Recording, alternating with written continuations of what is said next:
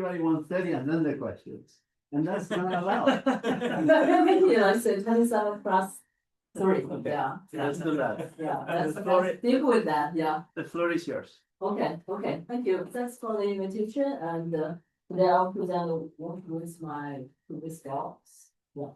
So let me do some brief introduction, like as we know, like currently more and more literatures try to emphasize the importance of the early childhood investment and the consequence. So we talk about probably like Huang knows a lot of like featured early childhood interventions already show significant impacts even for the long-term effects. Like for example, the Paris program, which is the center-based, and the Jamaican program, which is the home visiting based. And both of the programs are really famous around the whole world. And so, but that's bring up to like some kind of questions around like 2014. There's some research institution want to implement the early childhood intervention in China. And they really want to see, what will be the best way try to develop like the children's skills in China. And at that time, actually, like, Hackman proposed like different kind of curriculum, including Paris and Jamaica. And we just try to see what will be like, the somehow like the efficient curriculum, like try to improve the rural children's skills. And but finally, you can see like, in terms of our intervention name, which is as China Rich, you see which program win, like in terms of that selection. That is the Jamaican Reach Up and Learn program. The reason is like the Jamaican program, firstly, that is a home visiting program, and also it is a low cost program. In terms of the cost, compared with the Paris program, like per child, the cost is over $20,000 per child. But for the Jamaican Reach Up and Learn program, the cost is only about $700 per child annually. So you will have big like difference between those two programs. And also like, but in terms of learning outcomes at the end of like the intervention, actually both of the programs will generate a significant impact. For example, the impact will be larger than 0.7 standard deviation. So that is pretty high, like in terms of education literature. And so that is sort of the background, like in terms of the current, the intervention and why, like in terms of the Chinese early childhood intervention through the Jamaican program.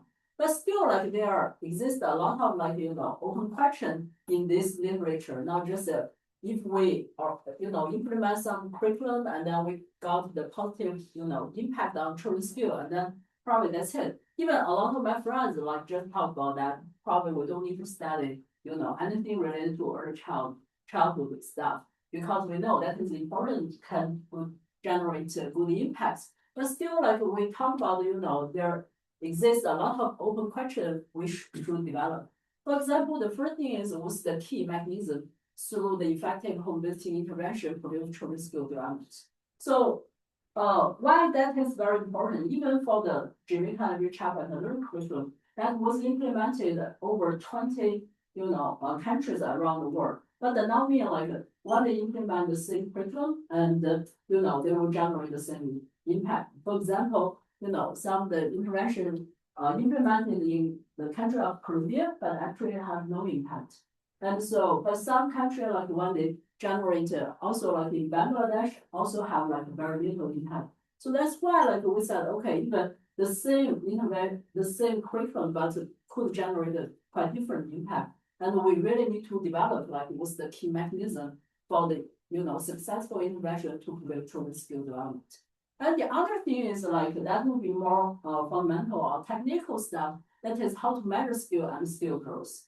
So we know like through the seminal work, Kunia Hackman-Schnack, the 2010 conventional paper, and we know like build up some model try to develop like the children's skill growth. But still, they based on several notions in terms of assumption. The first notion of like a skill development assumption, that is there exists the constant unit of latent skills. So it is literally just assume, think about our very original work like, Band-Frost model, right? They assume like, like human capital and the unit of the human capital actually does not change over the life cycle. And also like in terms of the second notion of the skill invariance, that is the measurement invariance. So that is the notion brought up by Wisball and Agostinelli, like in their recent work. In order to use some like measure to recover skills, they need to have some measurement invariance. But in our paper, we just focus on the first notion of the skill invariance. And for the second part of the measurement invariance, we have several papers try to talk about how to deal with that. And but here, we want to talk about why the existence of constant unit of latent skill is very important. The reason is, like in terms of, say, in the education literature, value added is very important, in terms of policy targets, or like evaluate, for example, the program effectiveness, and even like to evaluate the teachers, salaries, and they all use the value added. But think about if like the skills actually is not comparable across different age or across different grades. So when we take the value added, that literally just make no sense, right? And so in our paper will provide some way to test whether the skill invariance, exists across different ages or across different difficulty levels. That's sort of like a theoretical contribution in terms of our paper. And here, let me just give some kind of like briefly review in terms of how the current literature evolves. So let's come back to the original Konya Hackman paper that is just the skills for the at age A+1, which is a function of like the current age skills investment and maybe some function of like environmental variables. And now like maybe like peer effects or etc. And so, but all those kind of like the current study actually have some kind of like additional assumption that is, in terms of the skill invariance assumption. For example, like let's just think about like a band press type of model. We literally assume what? Assume like, the G function, which is the age stage invariant, that not change over time. And also we assume, in terms of skill, like the depreciation rate, the sigma, which is also constant over time. And also like in terms of the unit of skill actually exists and does not change over time. That's literally like what the assumption assume like in the current literature. And so now like we will talk about, for example, first thing like we will talk about the intervention we studied, and typically we will talk about the unique features in terms of the data, because we designed the curriculum and we have very unique way to measure the children's skills and give us some additional benefit to test the skill invariance assumption. Because typically like the data structure to conduct this test, we will have very unique data structure. But actually, this intervention fit this data structure. Now let me briefly talk about what is the Channel Reach program. So the Channel Reach program, as I mentioned, they apply the Jamaican Reach Up and Learn program. And this is very featured program like intervened by the Sally McGregor team. And they implemented like in the middle of 1980s in Jamaica. And in terms of the Channel Reach program, actually they try to develop multidimensional skills, not only focus on cognitive skill, also about language and the two different types of the motor skills. And in terms of, actually this is RCT, and conduct at least for 2 years random control trial in Huachi County. And later I will talk about the areas like about Huachi County. So in terms of the sample size, which is about 1,500 children. So that is almost all age eligible children in that county. We do not have selection in terms of like, when we try to implement the RCT. And also the compliance rate is pretty high, like over 98% compliance rate. Like there are almost no child like who should be treated but do not get a treatment. The only some exception is like one child passed away, and the other one is like the family divorce and the child just married out with the mother. And also like we have like a separate paper talk about the treatment effect evaluation, and that shows the program significantly boosts like besides the gross motor skill and all other types, 3 types skill, we have strong treatment effects. And also, we just finished, the data collection in terms of the 2000, for the 10 years follow-up. So probably next year, we will provide like new results in terms of, we have it like one day 10 years old, like, but in 3 days, like I just will meet with Heckman, try to talk about the follow-up results. So now let's see what's the, like the follow-up, in terms of like where the batch count is.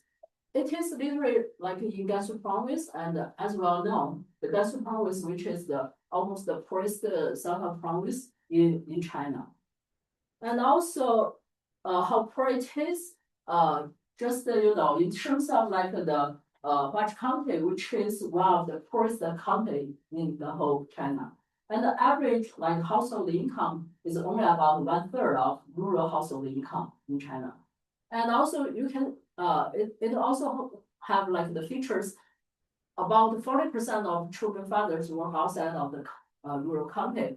And so that means, high fractions grandmother act as the main caregiver. Like, so when the kids age gradually, increase, and the fraction of grandmother as the main caregiver also increase from initially like 5% and increase to 30%. Yeah.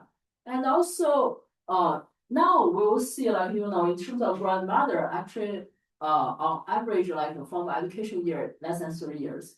And almost 40% of them do not have any formal education. So you will see like that is the background in terms of, the sort of like the children in that particular location. And so here in terms of the home visit, we do have like home visitor. All the home visitor actually we train from the local people. So that's somehow the benefit if like in the future we want to expand the program, and that will be feasible because we do not hire people outside of the the rural county and then like let them stay there. And another thing is we found actually like the home visitor is just at the same level of the education as the children's mother. It's about like 10 years average like education, and maybe with some kind of preliminary school teaching experience or nursing experience at local destination.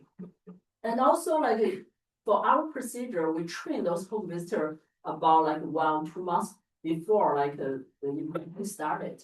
But after the intervention started, the supervisor of the home visitor will organize the weekly meeting among all the home visitors. They will share the experience about their home visits, and also they will prepare the home visits for the next week, like what's the materials and the teaching context. We think that is very important in terms of to keep the quality of like the program. And also the supervisor, there is one thing we should I should point out is the supervisor will randomly like visit the household, the treated household, and then they will record a lot of information about the home visitor and how the home visit conducted during that week. That's very important. So now let's talk about the curriculum because that is very, very crucial in terms of our identification, in terms of like the unit of the skill invariance. And so as I mentioned, actually the China-rich curriculum or like Jamaican curriculum was conducted by some educator, like which is very famous educator in the United States. And so we call it UHP, like type of curriculum. And in terms of the curriculum, that will cover language, cognitive skill, fine motor skill, and gross motor skill. And the unique part of the China Reach, even compared with other Reach Up interventions, this is very unique part of like in terms of China Reach. That is the curriculum was designed based on the children's weekly ages. So what that means if the child with exactly the same weekly ages, they will be taught exactly the same thing. So that's why we can treat the investment of the curriculum as exogenous scalar, because we do not adjust the curriculum based on the children's learning performance. So this may not be like the best strategy, but actually this is provide some exogenous like investment like in terms of our analysis. And also like through like the task, actually the task is ordered by difficulty levels. and also within the difficulty level. That's one key thing. That is, within the same difficulty level, we'll have like multiple tasks actually were taught at different times. And that will help us to generate what? So, in terms of like within the same, let me give you like briefly ideas what is about within the difficulty levels, the task. So this is all the difficulty level 1. And you can see that is the difficulty level 1 aims, and this is the tasks. And so in terms of this is very important because within the same difficulty level, actually the child were taught the same thing multiple times, right? And here we do have one assumption that is within the same difficulty level, actually the unit of the skill does not change. That's the assumption we impose. But across different difficulty level, we allow the unit of skill change. Yeah. So we do not impose that assumption. But you can see in terms of the context, actually it's quite similar, like the child repeatedly to learn the similar thing multiple times. And also the performance across time for the child actually will help us to identify the skill growth within the same difficulty level. And sorry, I still provide. So that's Huang's mistake because he required the compressed versions of slides. Yeah. But this is, but I think still like it's quite important. I want to emphasize. So as I mentioned, the curriculum is depends on the children. So here, this is the weekly ages, and this is the task. For example, the cognitive skill task across different difficulty levels. But there's one thing, as I mentioned, so in the September of like 2015, the enrollment that is all the child whose age is under 2 years old, like in the treatment villages, were enrolled into the program. So that means what? That means, some children will be slightly older, right? Maybe close to 2 years, 2 years old. Some child will be younger, maybe like 6 months, because the curriculum starts from 6 months. So that means what? That means if the child want to enroll into the curriculum at 2 years old, they will start with the curriculum at 2 years old, and then to the end of the intervention. But if the child started the curriculum at 6 months, enroll at 6 months old, actually they start with 6 months old curriculum and then to the end of the intervention. So now that's naturally give us some kind of like variance in terms of the early investment, right? Because after the months like 2 years old, they get exactly the same investment. But before 2 years old, if the child enroll at younger ages, actually they get more investment compared to the child, who enrolled at older age. So that's quite a unique feature, like, in terms of like our program. And so now let me show some kind of evidence in terms of data about learnings. And before I show the data, let me just briefly talk about some kind of notation concepts. So we as I mentioned, the curriculum will target multiple skills, and also the skills will by different difficulty levels, right? And also within different difficulty level, we may have like different numbers of like the tasks. Actually, that's all designed by the Sam McGregor team.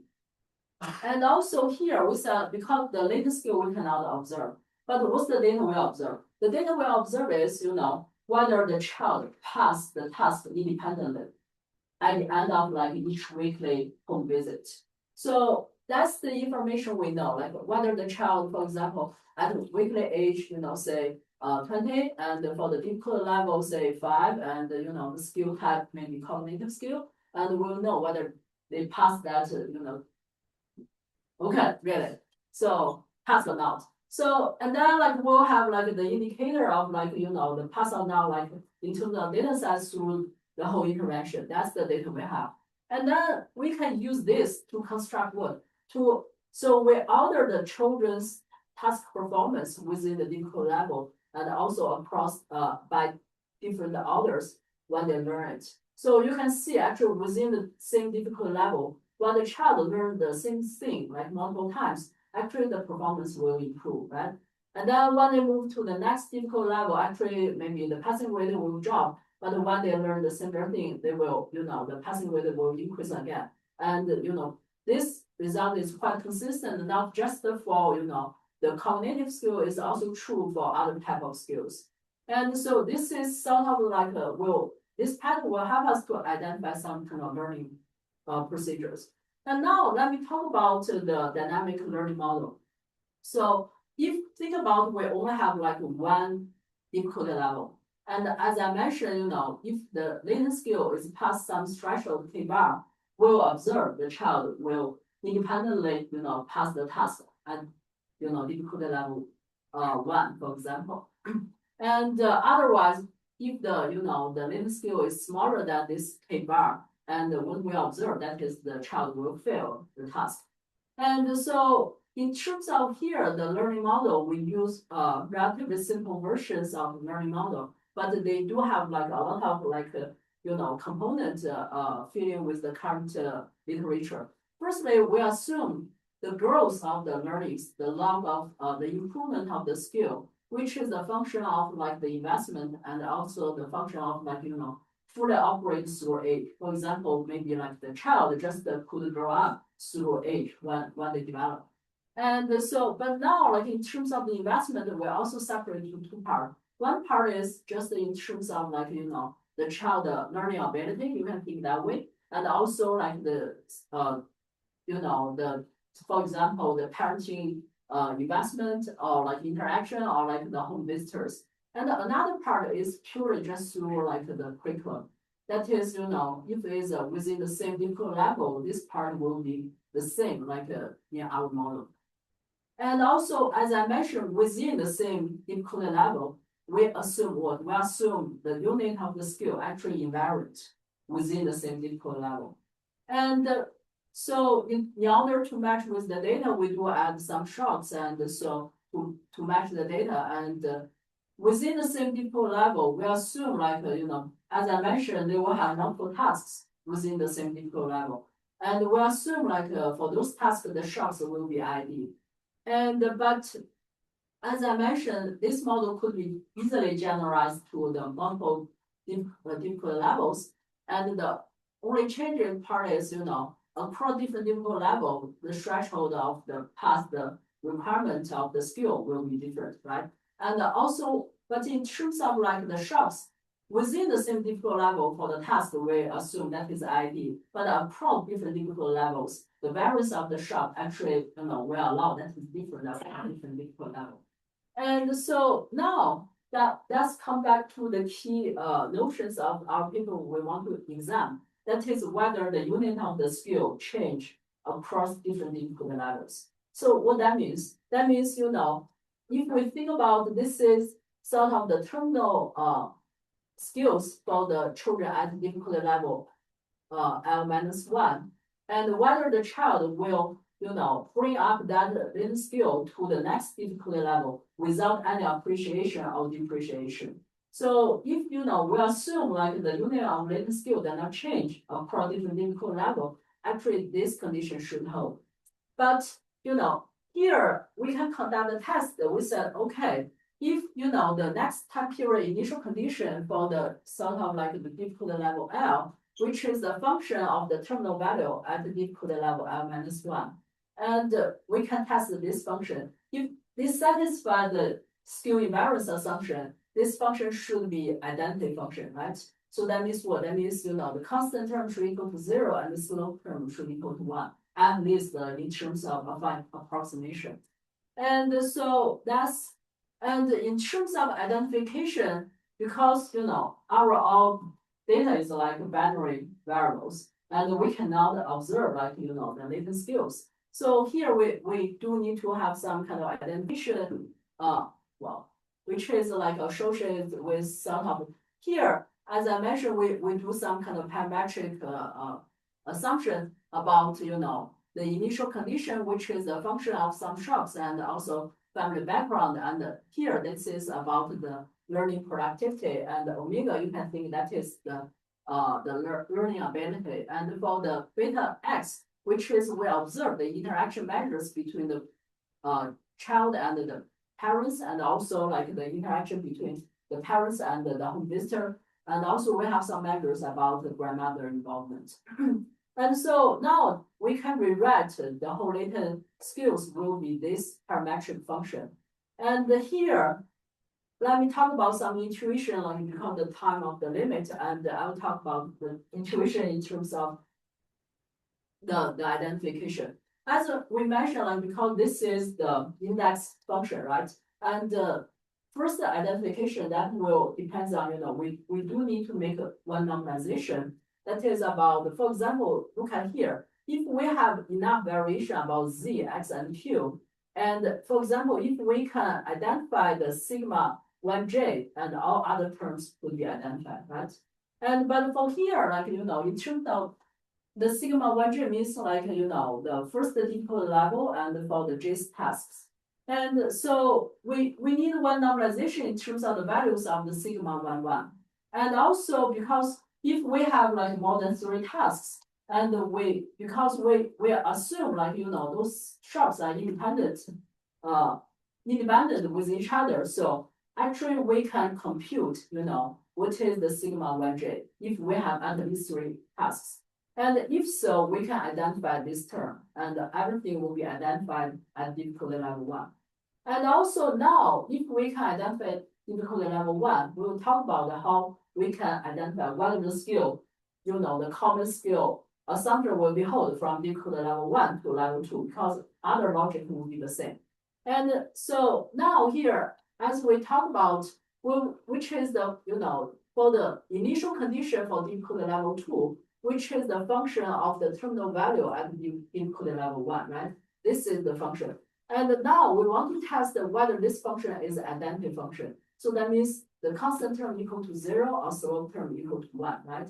But in terms of the constant term, which is also, related with whether we can separately identify the constant term U2. So here we just, focus on like the slope term, whether we can test the slope term equal to 1 or not. So in terms of identification is because we can have cross difficulty level covariance.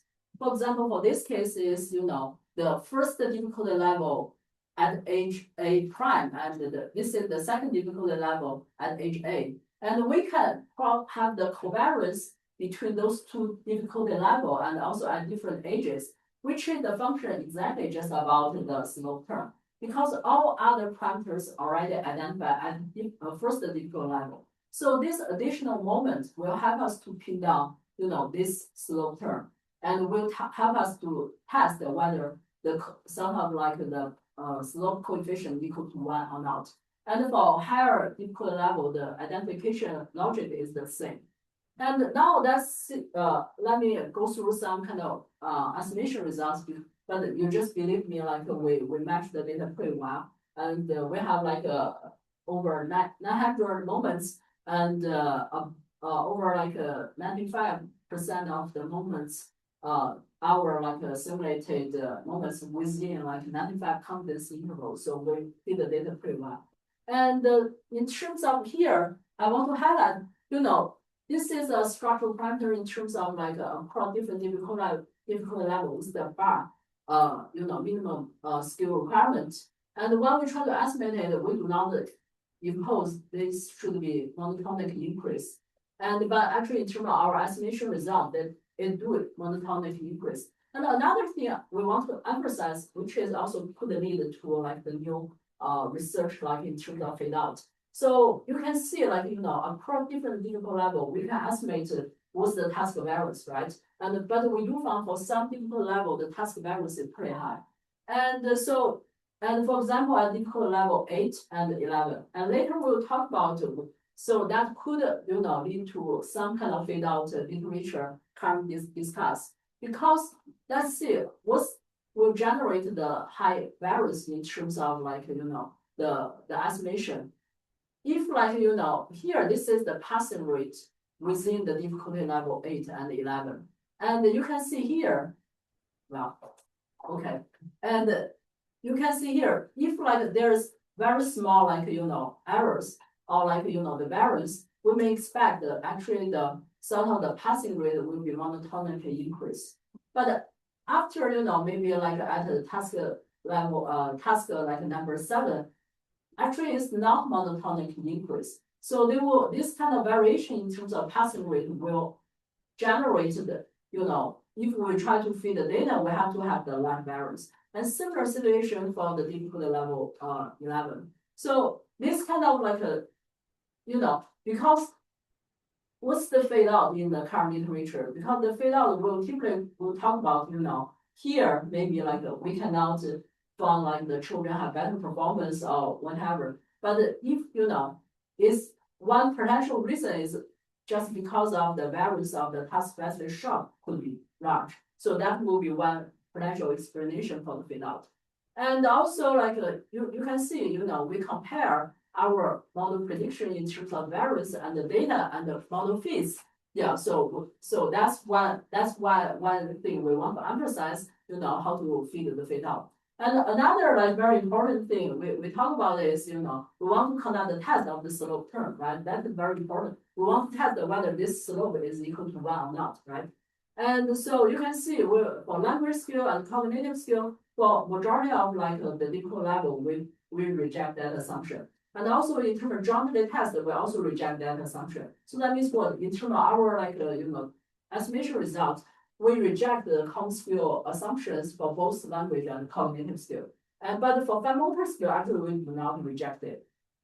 And if you look at like our estimates, and so just the one key insight I want to deliver. So for what kind of case we cannot reject the common skill assumption? You can see actually when the task, equal level task, the contexts are very close with each other.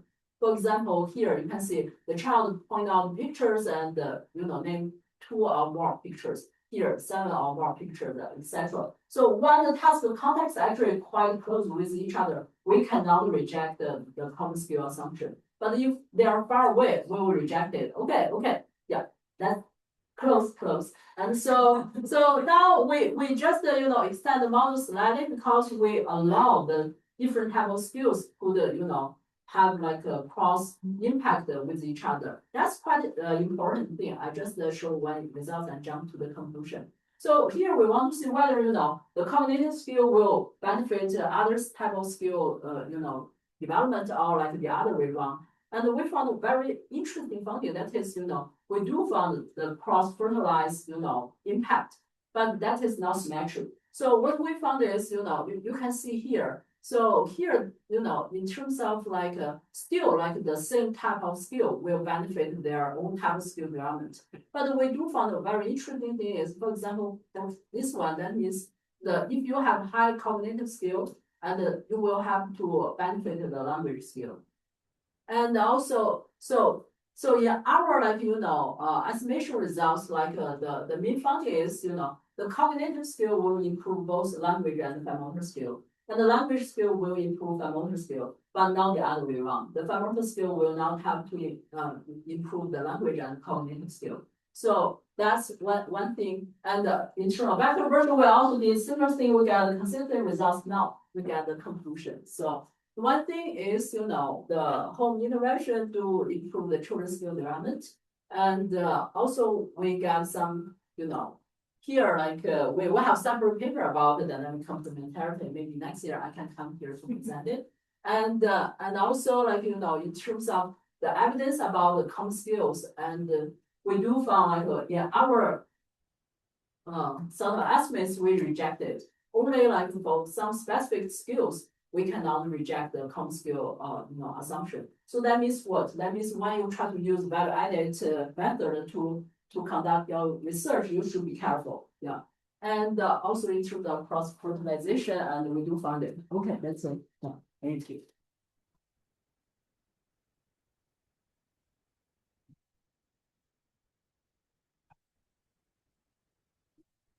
Okay, we are going to our next paper. So Xiaohan Chong from Tsinghua University is going to talk about college admissions policies and pre-college human capital investment.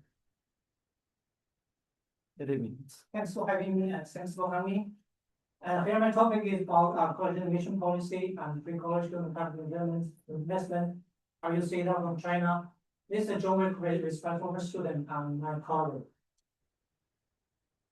So first introduction, China has emerged one of the world's most prominent place for rapid college expansion during the past 3 decades. So from year 1998, that's the last year before the college expansion policy, until now, the gross enrollment rate has increased from like 2% to 60%.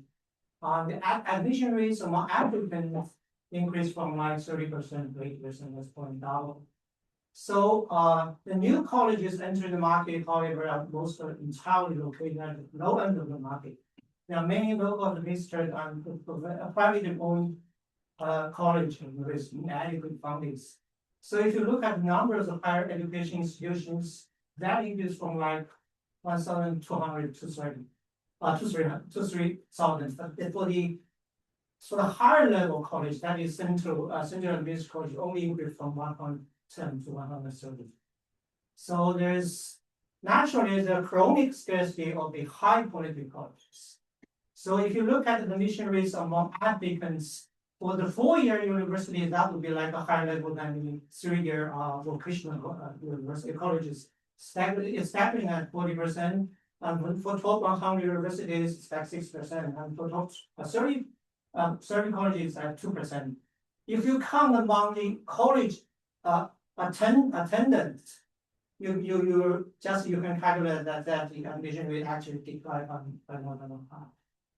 So another phenomenon is there is a widened quality gap or stratification among colleges, partially because of at the same period the central government initiated a very large funding policy which targeted mainly to the elite colleges, which we call Project 985 and Project 211.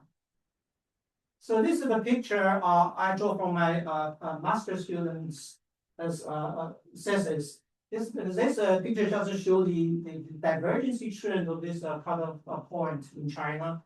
So the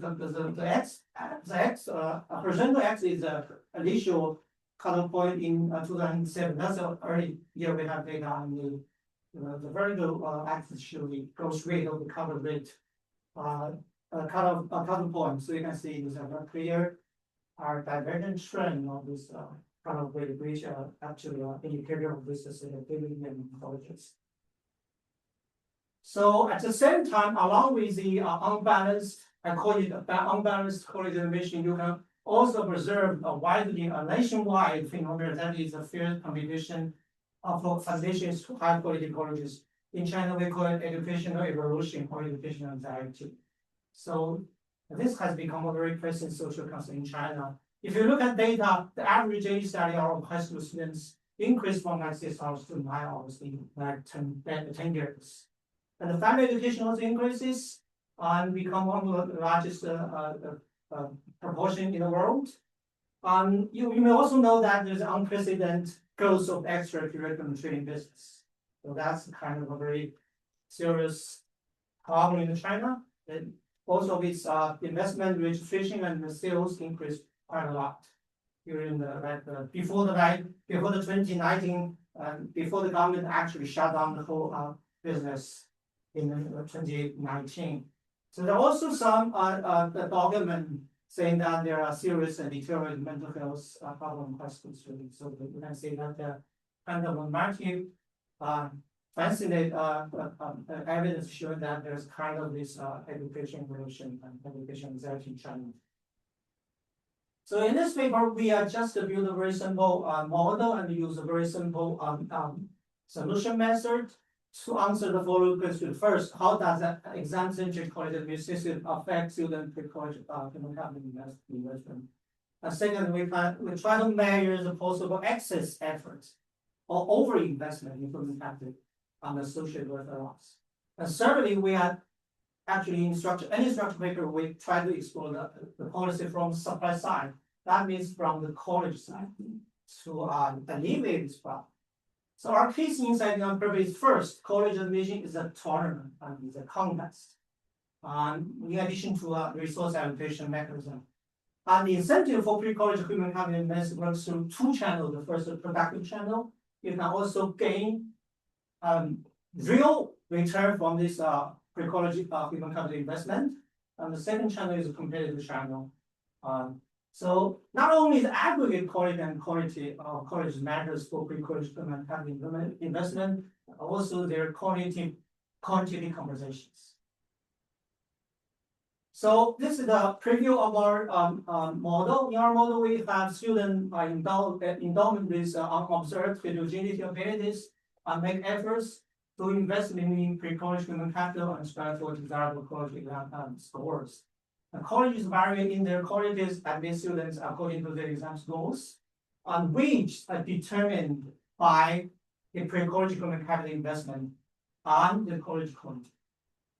And finally, that's kind of novel for people. We just solve for competitive equilibrium. That greatly simplify our solution method. So in a competitive equilibrium, students just take the admission cutoff as given. They do not interact with each other. The equilibrium is achieved if the supply of this college, that is the quota of each college, equates to the demand. That is the number of students who choose to meet the cutoff of each colleges. That is the demand. So we calibrate the model by estimate parameters of two production functions. The first is pre-college human capital production function, and the second is a vertical accumulation equation. So here is a preview of the results for the current system, for the current market. We estimate that high school students spend 2 more hours than under the first batch. First batch is like 6 hours. The efficient loss measured by the reduction of student surplus from the first batch is equal to like 1.5% of their post college wage level. That is likely to be equal to 1/4 or 1/5 of 1 year education returns. And the competitive channel, which we'll later describe as 2 channels, the competitive channel actually dominates a productive channel in margin. So there are large variation among students. Higher ability students suffer much more. That's basically our results. We have some counterfactual analysis. So, Yeah. I tend to think that students in China they do a lot of training related to this to improve their exam related skills. But these skills do not necessarily pay off in their labor market. So in the model, That's a good question. In this model, we only introduce one effort level, one dimension effort level. And in future, we maybe introduce more different dimension effort level. But at this point, we only consider like one dimension. That they're studying hours every day. We do not so you decompose. okay, so That's you kind think of their efforts actually pay off, but actually we just can consider aggregate. That's kind of limitation of this model from children. Okay.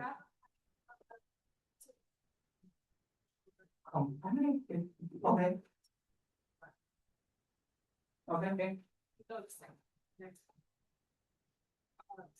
So if the students are taking the admission cutoff as fixed, why introducing so the students not playing a game in this? They do not play that. But if they choose like different effort level, the demand might exceed the supply. So the equilibrium is solved under some proper effort level.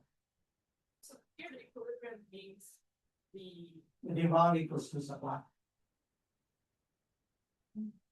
you say the demand is If the demand exceeds supply, that means the cutoff score is kind of lower, is a little bit lower. So you have to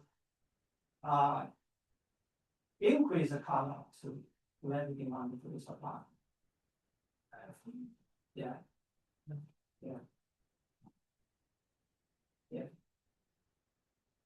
So at the equilibrium, there will be equilibrium cutoffs and students make efforts according to this equilibrium cutoffs. If you don't have the equilibrium, you are still in a disequilibrium status, something like that. Yeah. So here is some counterfactual results from our model. We actually explore the possibility of changing the quality decomposition of colleges to alleviate the excess effort and associated loss. We restrict it to resource neutral policy, which means policy does not change the total quality and quantity in the market.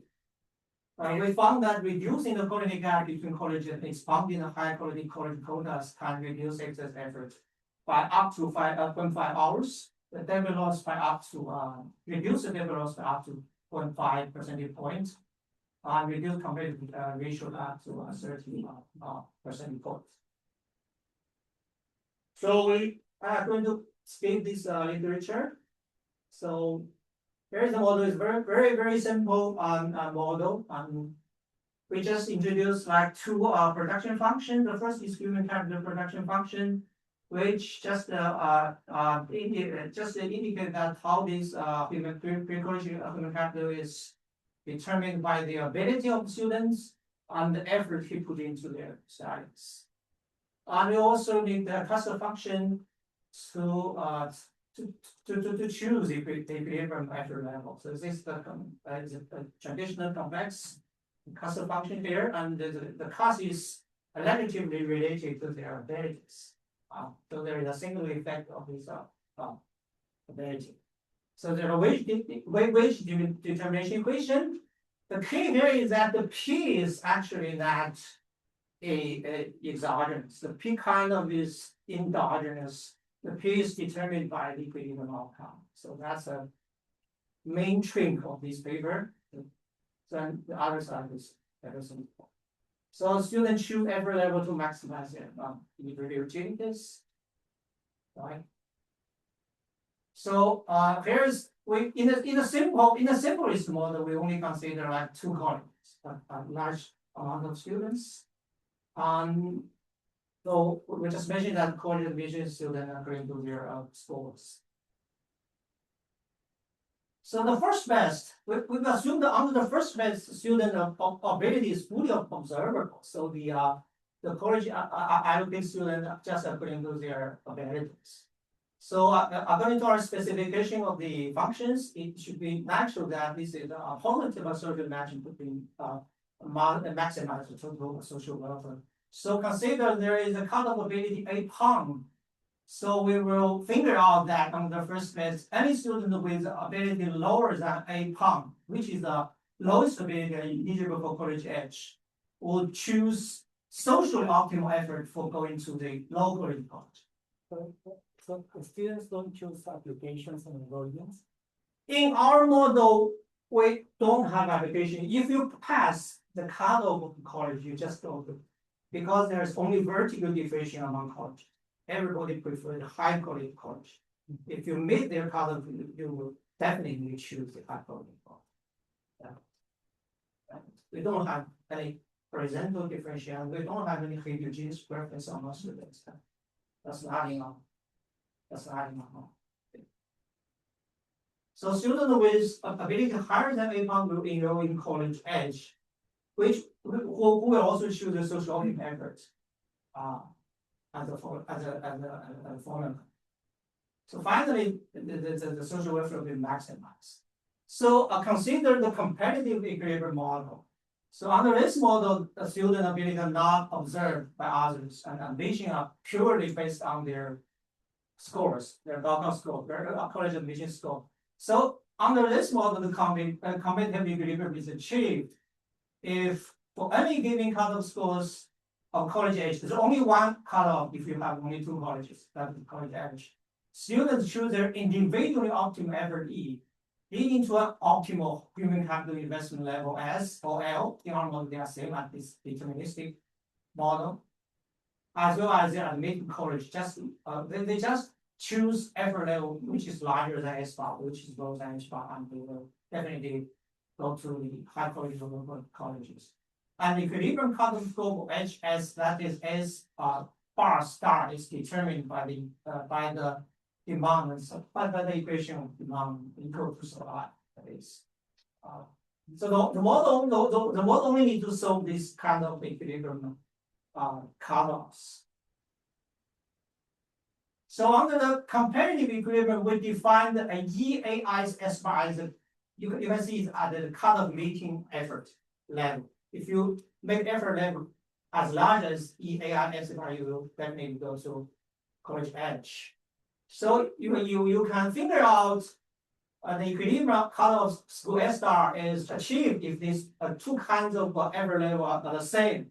So for the student with ability 8 pound, he will feel indifferent between effort level which just meet the cutoff and effort level who will just go to the lower quality college with the social optimal effort. Why this is true? Because if you consider the following two statements, if this is true, you can see that any student with ability lower than 8 pounds will choose EO-AIPO because of the single crossing property is naturally satisfying our model. So if this claim is true, any student with ability lower than 8 pounds will choose to EO-AIPO and enroll in college level. And any student with ability higher than 8 pounds will choose maximum level of this two.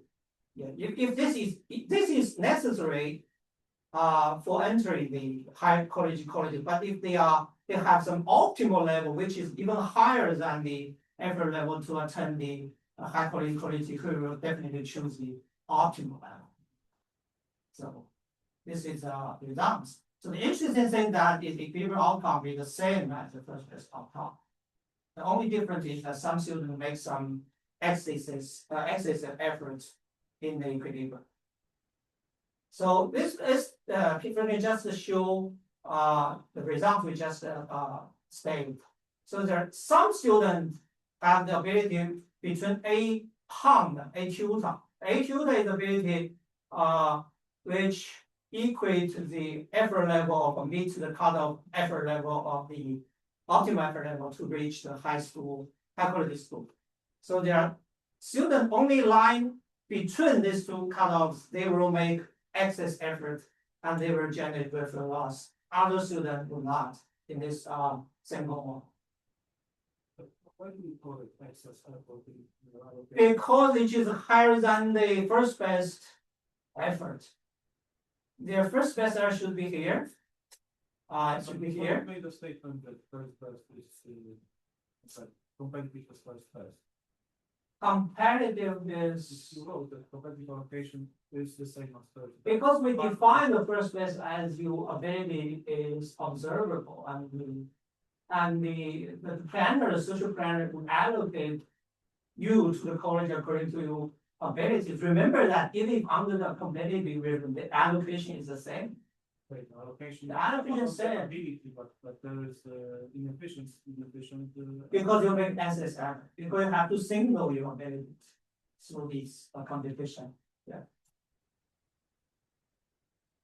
So to realize, making model more realistic, we add into one random perturbations into the model, which is just add into the S. So the S now is a college entrance exam score, and L is a true human capital level.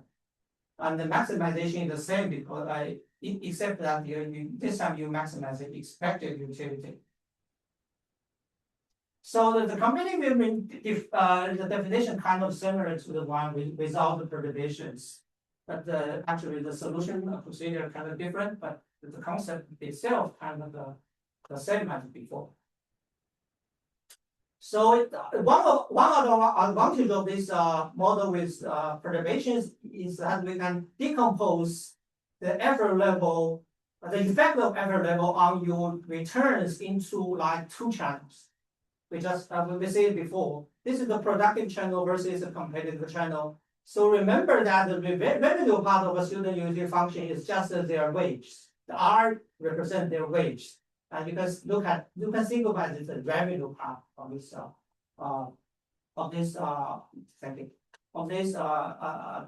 function.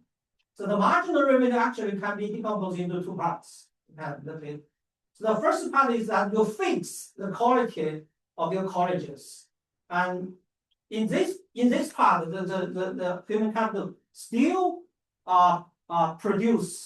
still increase your wage, even if you fix your college quality. We call this channel is a productive channel.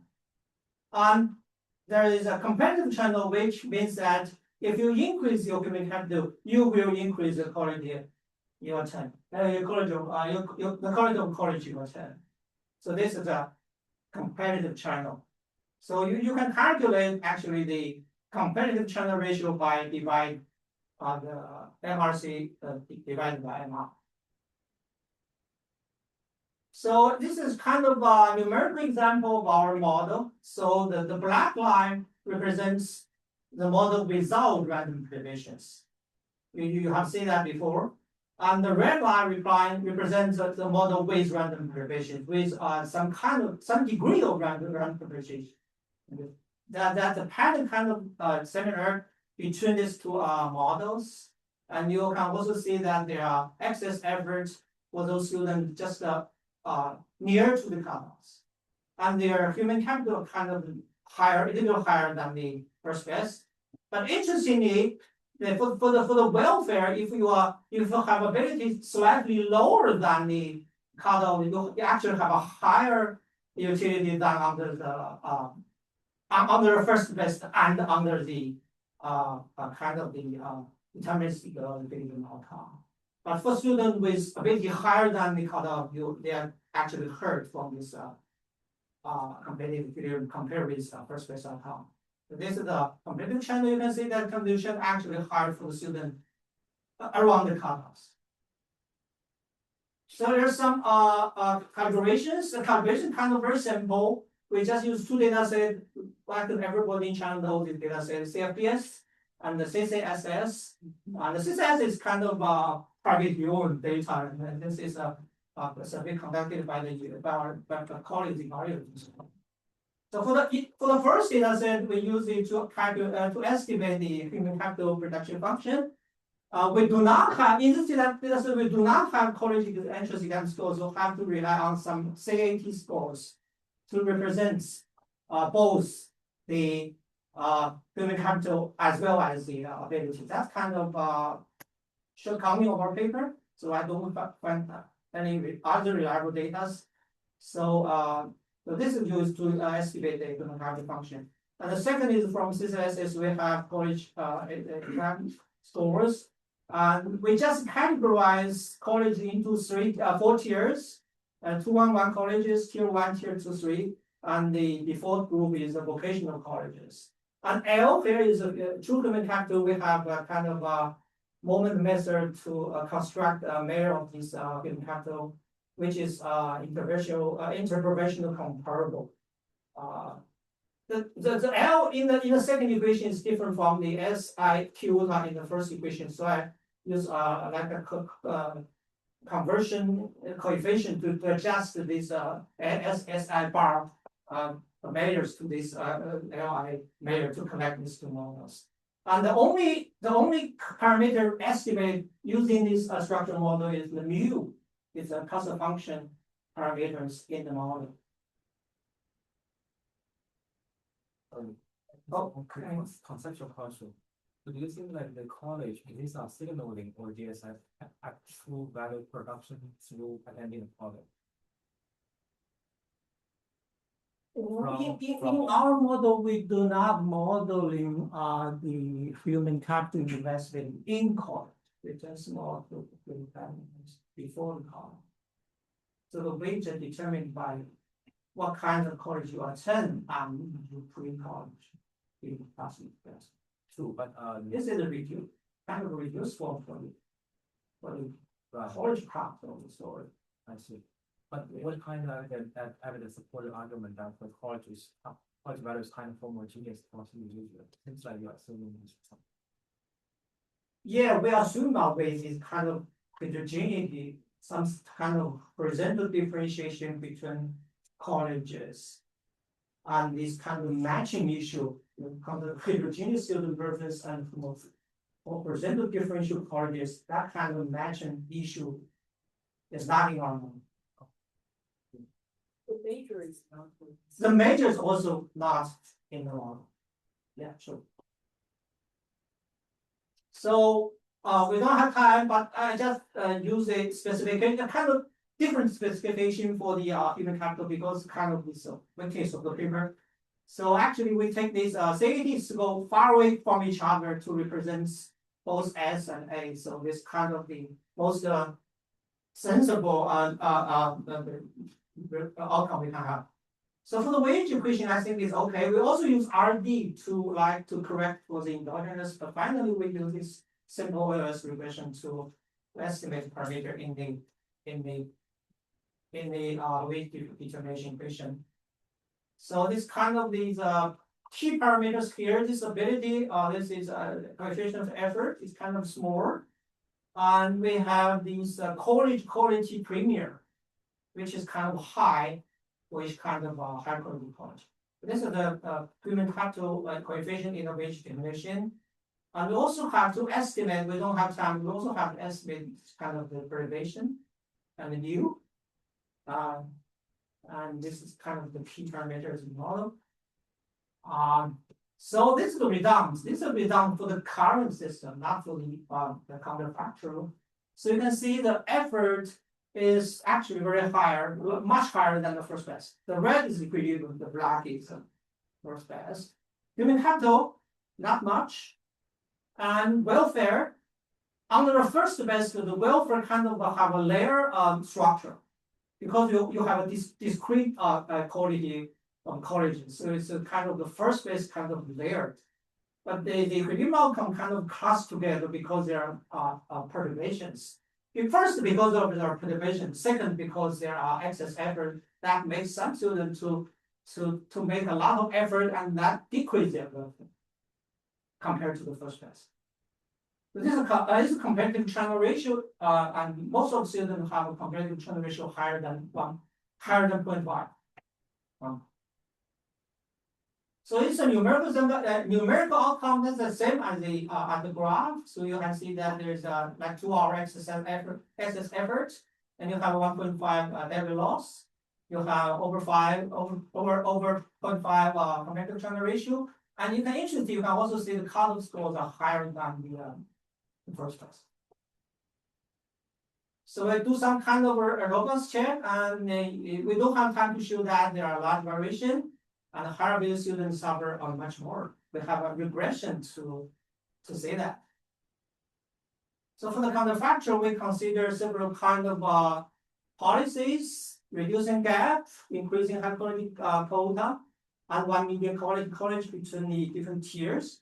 And lastly, we for the first 3 group, we keep the total quality as constant. And for the last group, we just let the market become tighter or become loose, just to change the number of students.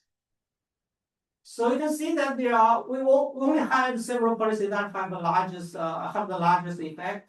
The policy have the largest effect is to totally eliminate the quality gap between tier 3 and 4. This kind of surprising because you might think that the second policy is kind of the largest, but we don't find that. We find the because between the lower colleges kind of have higher effects. And the second one is increase quota of tier 1 to 3 by 10%. At the same time, you decrease their quality by 10% because you need to the constant quality of the colleges.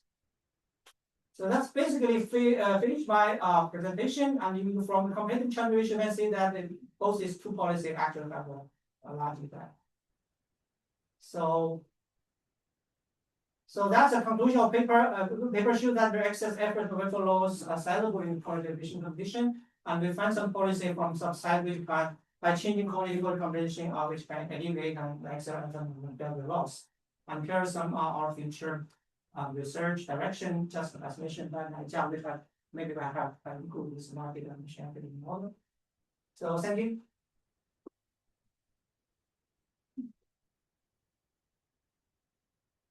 Thank you, Chef. Last paper, it's gonna be Rachel Tan from Singapore Management University talking about dynamic analysis of parental beliefs and investment. We're gonna go all the way to 5, and then we will have only 10 minutes for the topic before moving university, not 15 minutes.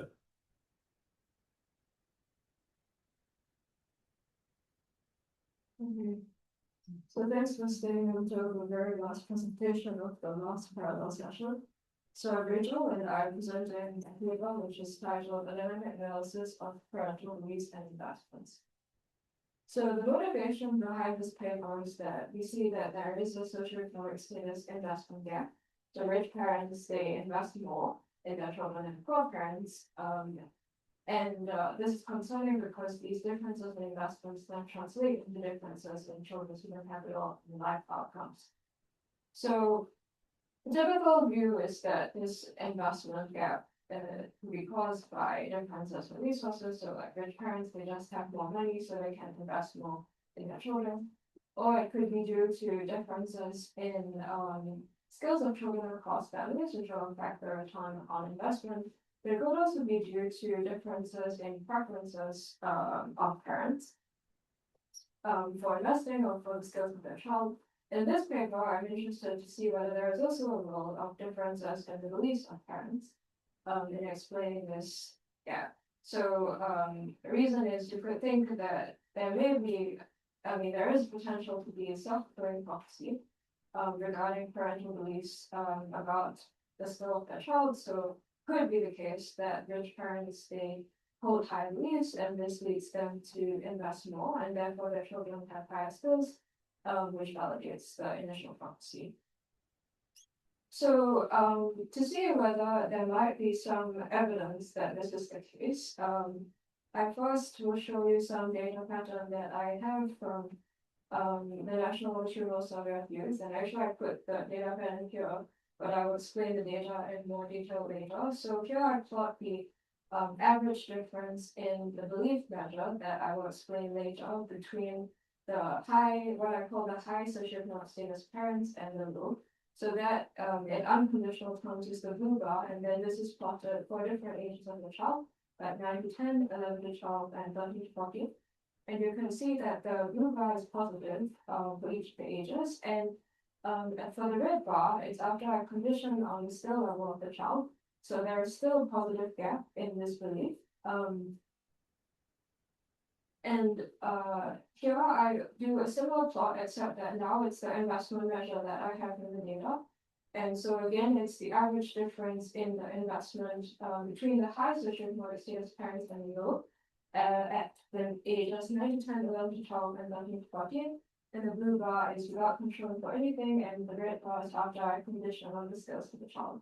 And so basically what you see in the two graphs is that it is the case that the high socioeconomic status parents, they do hold high beliefs in their children, and they also invest more, even conditioning on the skill level of their child, which is some evidence that may be consistent with the self-fulfilling prophecy. And so now that I showed you that data pattern, I'll explain what this paper is about. So the goal of the paper is to quantify the role of parental beliefs about the skill level of their child in explaining socioeconomic status skill gap. And to achieve this, I use longitudinal data on beliefs, investments, and skills. And this is from the National Retrieval Survey of Youth. And the strategy that I adopt is to estimate a dynamic model of parent investments, which incorporates, But the belief is the religious belief or this complex belief. So I will, like, the way that I interpret the belief is that it is the belief that the parent has about the skill of the child, but later on I'm going to explain like how I construct it, and then you can ask me if you still have questions. So in this paper I'm focusing on the belief that the parent has about the skill level of the child. And then how I look at this is that I estimate an dynamic model of parent investments, which incorporates the beliefs of parents. And so in the model, the parents, they don't observe the skill level of the child, instead they hold a belief, and they are going to invest in the child, and this will actually affect their beliefs, and they will also be able to learn about the skill over time. And the most novel feature of the model, and which also allows for beliefs to have like longer-term impacts on the beliefs, investments, and skills, is that there is a two-way interaction between the beliefs and investments in the model. So the beliefs that parents have about their child is going to affect their investment choice, and the investment choice is in turn going to affect their beliefs because they take into account that if they invest more, the skill of the child will increase. Okay, so before I go into detail, I'll give a brief preview of some of the key findings. So the first is, so after I estimate the model, is there a mechanism consistent with self-fulfilling prophecy? And the answer is yes. So in the estimated version of the model suggests that for parents who hold higher beliefs, they do invest more. And the reason for this is because it is the case that investments are more productive in children who have higher skills. And so parents perceive that there is a higher return to investing in them. The second, or like the main kind of question that's asked in this paper is, what is the relative contribution of the beliefs towards explaining the socioeconomic status skill gap? And to achieve this, after I estimate the model, I use it to conduct counterfactuals, where, as I mentioned in the earlier slide, there can be different factors that are influencing the skill gap. So the one that I was proposing is beliefs of parents, but it could also be differences in the resources, the skills of children, preferences of parents. And so what I do is to conduct counterfactual, where I equalize the beliefs of parents in the first period of the model, and then I see how this affects the skill gap compared to the baseline. And then I find that if you equalize the beliefs that parents have across all the families, that this will decrease the skill gap by 2.59%. It may seem like this is not a lot, but it is the case that this is around 4% of the impact if you equalize instead the initial skills of children or the initial income of parents, which I would argue is probably quite difficult to achieve. And so it seems to me that there's still potentially some role for beliefs, but we can also discuss. Okay, so now that May I ask, so what seems a bit more natural to me is that better educated or more advantaged parents hold beliefs that the returns to these investments. Do you have anything to say about that? So yeah, so it is the case that in the literature this seems to be true. Like unfortunately, I do not have also the data on their beliefs about the return. So in this case, I'm basically assuming it away, which is your assumption. However, in the model, there are differences in terms of the production function of the skills of children, and this will depend on the socioeconomic status of the parents. And it is the case that the investments are more productive for the higher socioeconomic status parents. But I do not have anything that they may misperceive the skill production function. Because you. Sorry. No, the second question I had, so it's not clear to me at all that if parents hold beliefs that their child has higher skills, they invest more. I think many parents do exactly the opposite. So if they feel their child is somehow behind, they get nervous and they start investing. Yeah, so I don't force this in the model. Like the way that it comes through is actually through the production function, which I estimate. But to the extent that I kind of have that the way that the marginal return to the skills is actually decreasing the utility, then maybe that is not exactly capturing what you expect.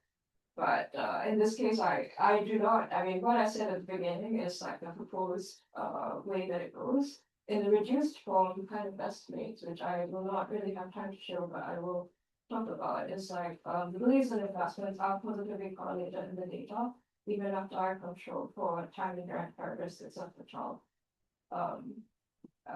So really high SEC parents, I mean, they will have biased belief or not accurately. So because you said like they always sort of invest more, right? If they have accurate information, probably that's just the perceiving in terms of how to invest. If they know for example, like some of the skill production technology in case. But I understand like you assume like the complementarity between skills and investment, and in general, like if without the belief, you still will get that story because the rich family they will be less costly maybe, and then the investment. So what I can say, first, the relationship between the investments and the beliefs, even if I split the sample into the high and the low, there is positive correlation in the data. Second, with regard to whether the beliefs are biased or not, I find it hard to say, give a big judgment on this because so under some assumptions, I can compare the levels of the beliefs and the skill. But I would say that those are quite strong assumptions, and therefore I didn't really say whether, for example, the high socioeconomic status parents are overestimating the skills or not. Under the assumptions that I made to compare the levels of beliefs and skills, then that is the conclusion. But if you look at literature, I think generally parents tend to be more optimistic about their children in general, and it's true for both the low and the high. So it could be the case that parents in general may have biased beliefs, and there are other papers that suggest that parents may not know the skill of their child. Yeah, I hope that answers the question. Related to Jim's question, I wonder whether this is a belief style or information style. So maybe like statistically speaking, like higher census parents, like, their kids will have higher ability. So maybe their parents just have more higher information about their kids compared to nutrition. Yeah, so I guess to the extent that I can't really see exactly what the parents see or know, then that could be an issue. Yeah, in the model, I have this unobserved heterogeneity, which hopefully will address some unobserved characteristics that differ across families, but to the extent that it's not captured by that, then they would get wrong. Okay, I have more questions. Okay, so now I'll quickly go through the data. As I said before, I used the National Material Survey of Youth, so I used both the 1979 cohort as well as their children, which are in the child and young adult sample. And so this allows me to have information on the child as well as the parent and the family. And crucially for the study, there are repeated measures of the beliefs, which I'm going to explain next, investments, skills of the child, and also household demographics. So what is the belief? The belief is something that I extract as a latent variable from 3 questions that are asked to the mother of the child in the survey. The first is rating the child's academic standing in class. So they ask the mother to rate whether the child's at the top of the class, the middle, the bottom, or some in between categories. The second is a rating of the expectations of the child's educational attainment. So they ask the mother, how far do you think your child will go in school? And then she gives a category that she thinks the child will achieve. And the third is a rating of the child's future prospects.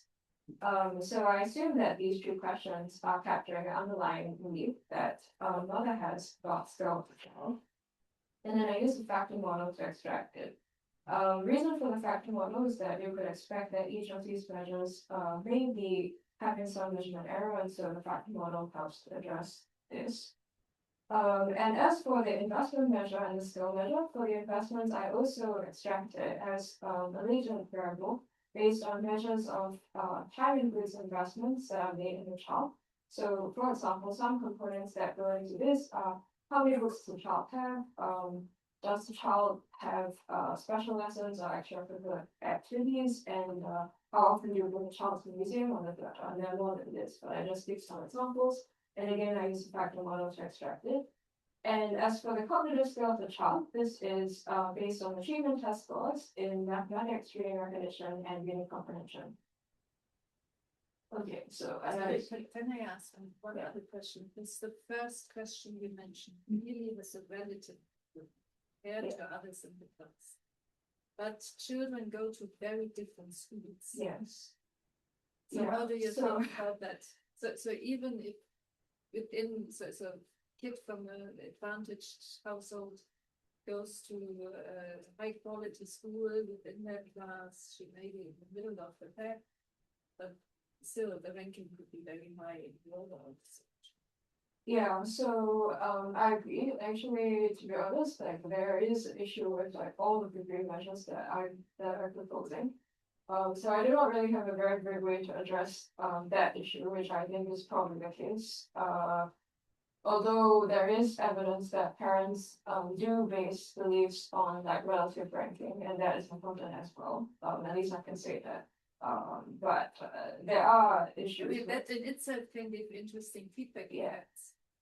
Yeah, because from the less advantaged households, the kids may be very high within that class, and then they overestimate. It's good, well, to be on more investment. Yeah, I mean, the most I can say is that that seems to be, like the ranking about how the grade of child's academic standing in class, does appear to be correlated at least with, kind of percentile scores and achievement tests, but I agree that, it will probably depend on the actual quality of the class and so on investment. Yeah, I got a question about that, but also about the second question, measure you use, because that seems to be more a combination of skill and investment, right? Yeah. So how far is the kid gonna go depends on the skill and what I'm gonna do to supplement that skill to get them to that point. Yeah, so again, I also do not have a very great answer to this because I think, it is true that measures could be confounded and potentially even a third one, that those that talk about ask parents, about the future could potentially be affected by other things, including maybe their personal choices, their perception about other things. What I can say at least is that, if I restrict the kind of data patterns in the model to only the first measure, which is about the current rating of the academic standing in class, then data patterns are still similar. I've not tried to estimate with only one measure. Yes. One of the things is that you often surprise our story where in order to photos from the museum, you have to go to the place that the museum and right, because actually the consequences. And in those cases, we expect your children to take part in police because everybody does. So even as a surprise our story. Okay, yeah, so I cannot rule out that that is true, but to the extent that that is like one of the measures in the whole list of measures, hopefully it will not affect it too much, yeah. So, I guess I'm using a lot of time. Okay, so so here are some data patterns which motivate the research question in the model. The first one I have shown you at the beginning of the presentation. So the rich parents, they tend to hold higher beliefs on average. And also invest more, even conditioning on the skills of the child. And then this suggests that potentially these differences in beliefs could also be influencing the differences in investments and skills. The second pattern is I provide some evidence that parents seem to be revising the beliefs when the skills of their child change, and this comes from within child changes in the skill measure are positively correlated with within child changes in belief. So it seems to be the case that if the child is doing better in the achievement test, then parents' beliefs might also be revised upwards. And therefore, in the model, I will have this belief updating channel. And the third pattern is that, as I was also mentioning in answers to questions before, the investment measure is positively correlated with the beliefs measure, even after I account for time numeric characteristics of the child. And in the model, we'll look at the dynamic relationship between beliefs and investments. So with the data patterns alone, we cannot really tell how the beliefs in earlier periods could potentially affect beliefs, investments, and skills in the later periods, and that's why we introduced the model.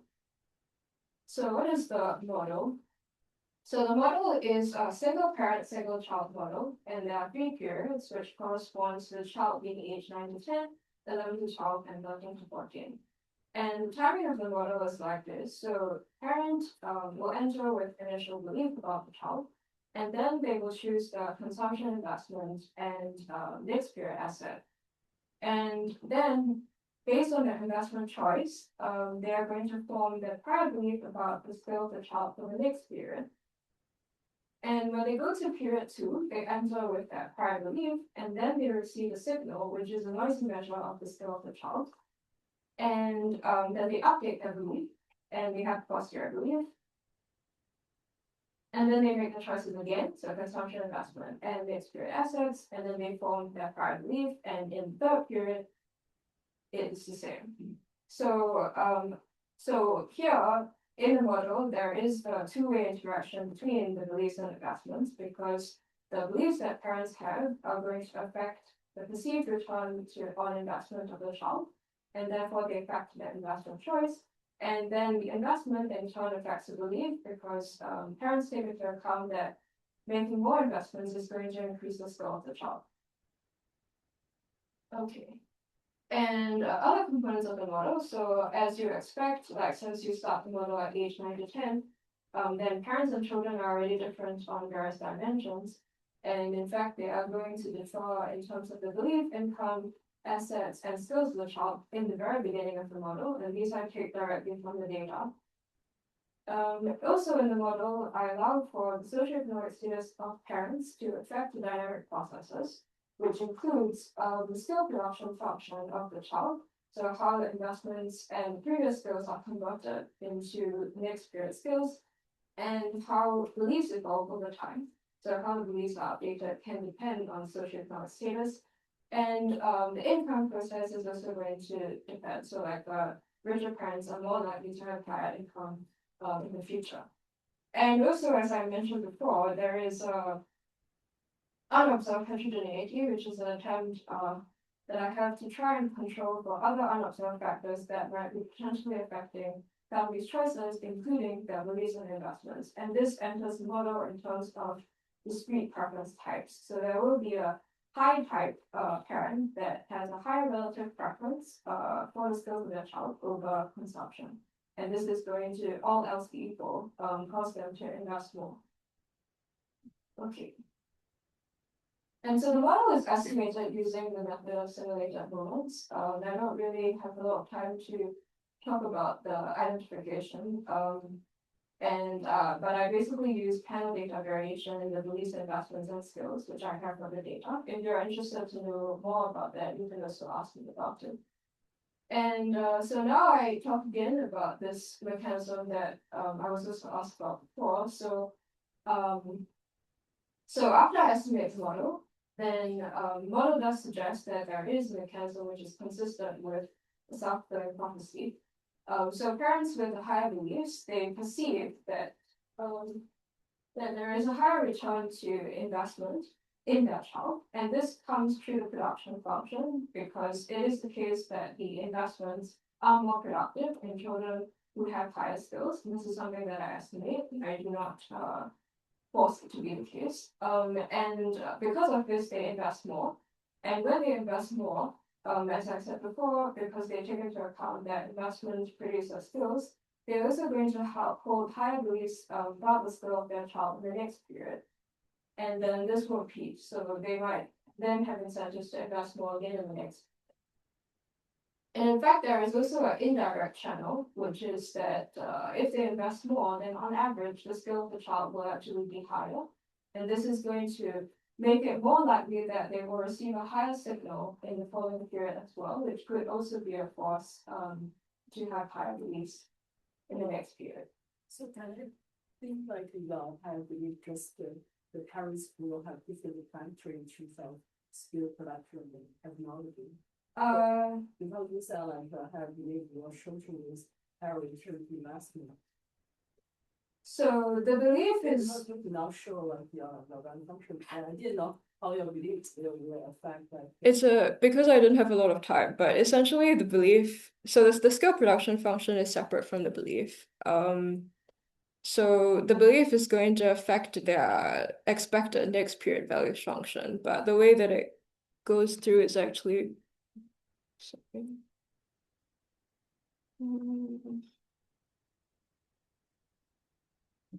It's actually because, so the production function is like this, and they're trying to figure out how their investment choice, which is this, and also here, will affect the next period skill. But then their belief is over this log theta, which is the current skill. And so when they take expectations, it's going to affect that. Like, they have higher beliefs, they will have higher log sympathy. Yes. So this like production function parameters are separate from that, but I allow them to also depend on socioeconomic status. So they can differ, but the belief is just about this. And I'm going to. Sorry, so this interaction parameter uses more the belief. You have interaction between theta and the investment, right? Yes. In terms of what the equilibrium looks like, you have two embodied equilibrium here, right? The pessimistic optimistic, and the rich parent, they end up in the good equilibrium with this initial belief. So, I mean, not all so there are poorer parents who can have higher beliefs as well. But we can talk more about this since I have not a lot of time left, unfortunately. But I think it's still. Yeah, so this is like my almost last slide, and then hopefully there will still be some time for questions. So after I estimate the model, what the whole paper is about, so I'm trying to see what is the relative contribution of these beliefs towards explaining the socioeconomic status skill gap. So what is the skill gap? I define it as the average difference in the total skills of the high SES children and the low SES children. And the total skill is the skill that the child has after the parent makes the final investment choice in the last period of the model. And so how do I try and understand what is the relative contribution? As I mentioned before, there can be different factors that are affecting the skill gap, which include not just the beliefs, but also the resources of parents, skills of children, given that they're already different at the beginning, and also preferences of parents for investing in their child. So what I do is that I conduct several counterfactuals where for each of the factors, I equalize that factor across all families in the first period, and then I see how the skill gap changes in the last period relative to the baseline. And so you can see that if I equalize the initial beliefs of children, then this causes the skill gap to decrease by 2.59%. If I instead equalize the initial skills of children or initial income, then this will decrease the skill gap by more than 60%. If I equalize the initial assets, and this gives the largest impact, then the skill gap actually decreases so much that it reverses. But if I equalize the preferences of parents, then there is not much of a change in the skill gap. So comparatively, it seems like the beliefs may not have a huge impact, but as I was saying before, given that it is probably quite difficult to equalize skills of children across families or the income of parents across families, then perhaps beliefs could still have some role. And So as a planner, I would you seem here to drive down the belief of the optimistic down, right? But the planner would like to do the opposite, no? If they could, they would like to push out the pessimism. That would be a great thing, like a rosier, how rosy would, no? Yeah, so what I did here was to just assign all families, actually the median level of the beliefs across all families. But yes, I suppose if the planners wanted to raise the skills of children, then it would be best to increase the beliefs of parents, because this should not hurt children. But I would also argue that in terms of welfare, it may not be extremely clear whether this is the best thing to do. So here I haven't really talked anything about welfare. Investing more is always better for the children, but we do not know if this is better for the parents as well, or if you get what I mean. But you're right that perhaps it would be better or it could be helpful if I, instead of equalizing all beliefs, which usually means decreasing the beliefs of the high and increasing the beliefs of the low, to increase the beliefs of the low. And yeah, I'm about done. So if there are more questions, you have to go 1 minute, it seems. Yeah. This is more of a measurement question. The income and the skill are reasonably well measured in the knowledge supply. Less beliefs, it's not so obvious how important measurement, or do you have a sense of how much that might affect the breakdown? So, I mean, as I said before, like I acknowledge that I believe measures are not really perfect, and possibly that is maybe something that is not measured so well. Maybe the investments are not necessarily measured that well as well, since I do not have the exact data on like how much time, how much spend. The income, I mean, we would also potentially expect that there can be some error there, because I can't really match it to what they actually have. It's all self-reported, but hopefully it is at least somewhat reflective of what they have. Can you clarify? I just need to ask you that your breakdown where it's 2.6% and then 66 and 68 Right. I'm wondering if a better measure would give you a higher contribution from votes. I see. I guess I cannot rule that out. But I have found another paper by someone called Shiphill, who does a macro style model with the belief about the return on investment, and then the magnitude of the impact, like she does not decompose the skill gap, but the magnitude of the impact on intergenerational ability, I think, is about 1 or 2% by changing that. So it is not.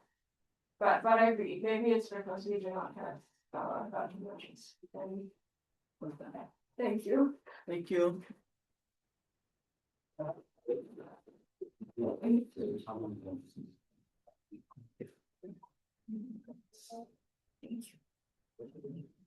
All right, that's it for today. Tomorrow we start again at 8:30. Now there is coffee outside 304. And then when the new we will start in 10 minutes. So try to get your coffee quickly. See you tomorrow.